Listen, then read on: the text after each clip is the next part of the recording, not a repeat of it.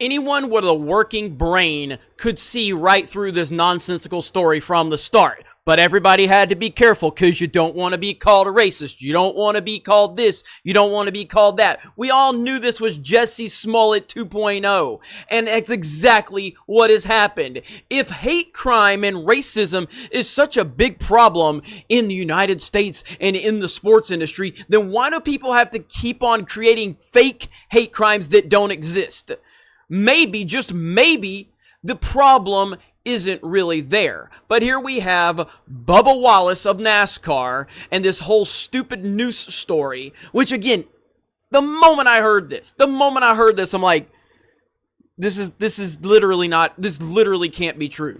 Because this sounds like a made up story, just like Jussie Smollett. Because when you heard the story about Jussie Smollett, you said like, two white dudes in MAGA hats in Chicago at 2 o'clock in the morning, beating up a dude yelling, "This is MAGA country."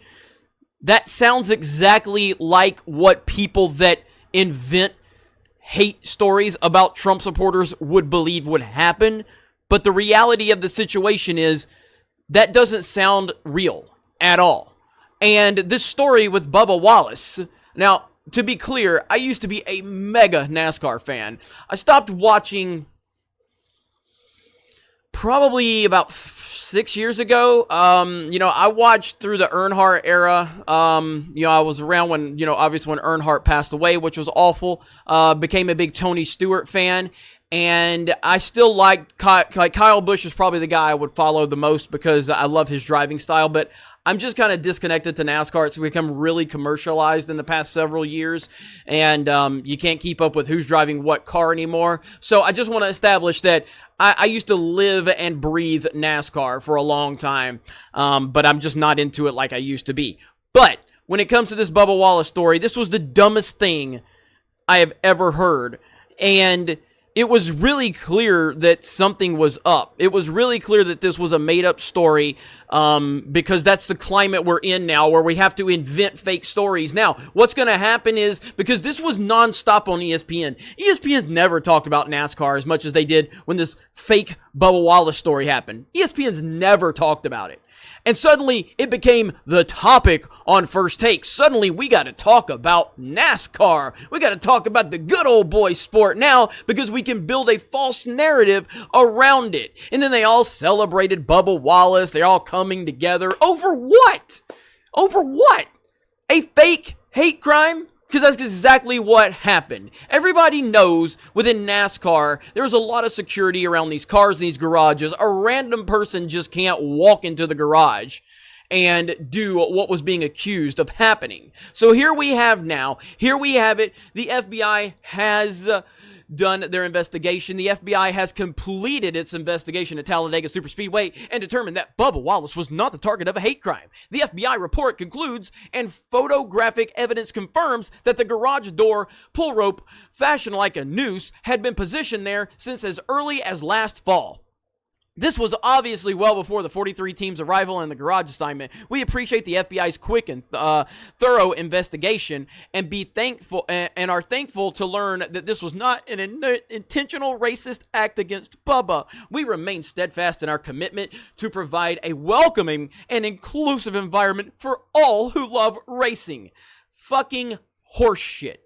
Now, here's Clay Travis who tweeted, this is anybody that paid attention to this shit. Like, look, this is a thread right here. This was Bubba Wallace's car, okay? Look what's missing. Look what's missing right there. You look over here, you go further down, boom, there you go, right there. Pull rope to pull it down. You can't even have a fucking rope before you're accused of fucking being racist in 2020, because everything is racist. Now, this is something that the mainstream media is also not going to bring up. They're not going to bring this up right here because, of course, they won't. The noose in question in Bubba Wallace's garage was a rope handle with a loop to pull down the garage door. Michael Bennett in Vegas. Remember that story? Because the moment it happened, when it seemed like the media could build a everyone is racist story around it, they talked about it non-stop. And then when it turned out that Michael Bennett was lying about the entire situation with the police, crickets from ESPN. Absolute crickets. Remember the LeBron and his gate being spray painted? Remember how much they covered that when the story broke? Yet, boom, when it actually turned out that nothing could be proven and no one actually witnessed this, and it turned out to where it looked like a fake hate crime, the media ignores it. And now Bubba Wallace, another fake hate crime. This is what they do. Like, they just invent shit. If this is such a widespread problem, why do prominent athletes continue to have to invent fake stories? Why do C-level actors like Jussie Smollett have to invent a fake hate crime if there's such a widespread problem in the United States of America? You got LeBron James on Twitter whining about crap right now. He's such a pathetic loser. I mean, this dude is like living in his mansion right now, surrounded by security, surrounded by sports cars, and all of his luxury that he has, while he's trying to motivate people to get in the streets and commit crimes where he will never have to be affected by it. LeBron James is a horrible human being, yet he went over to China and he wouldn't open his mouth. What did he do? He shut up and he dribbled the moment he went to China. So here we have another fake hate crime pushed by the mainstream media. NASCAR should be ashamed of themselves. Everybody that jumped on this bullshit story should be ashamed of themselves. But again, we live in a world where you can't question anything, no matter how stupid it looks. No matter how dumb it looks, you can't question the narrative or you're going to be called an Ister and ism. And if you turned out to happen to be wrong, oh boy.